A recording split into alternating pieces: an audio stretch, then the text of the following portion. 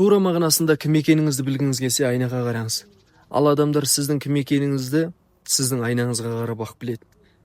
Ол айна сіздің ортаңыз. Білесіздер, дана адамдар маған ортаңды көрсет, сені кім екеніңді айтам дейді. Бұл өте терең сөз. Себебі адамның мінезі де, ойы да, арманы да тіпті өмір сүру деңгейі де ортасына байланысты қалыптасады.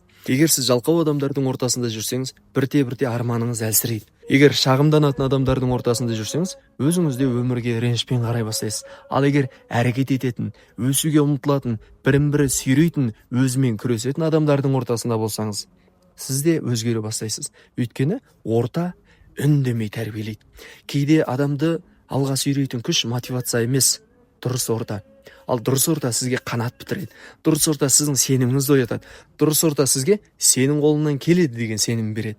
Сондықтан өміріңіз өзгерсін десеңіз, бірінші ортаңызды өзгертіңіз. Себебі орта өзгерсе, ой өзгереді. Ой өзгерсе, әрекет өзгереді. Әрекетіңіз өзгерсе, өміріңіз өзгереді. Бүгін біз табиғат аясында бір мақсаттағы жандармен бірге таңғы ашып, таңды қарсы алып отырмыз.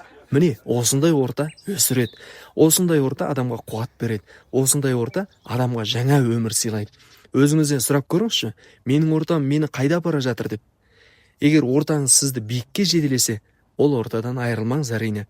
Ал егер ортаңыз кері тартатын, өмірге реніш айтатын орта болса, онда ойланатын уақыт келді. Өйткені сіздің болашағыңыз сіздің ортаңыздың айнасы. Сондықтан ортаңызға қатты мән беріңіз. Өзіңмен күрес.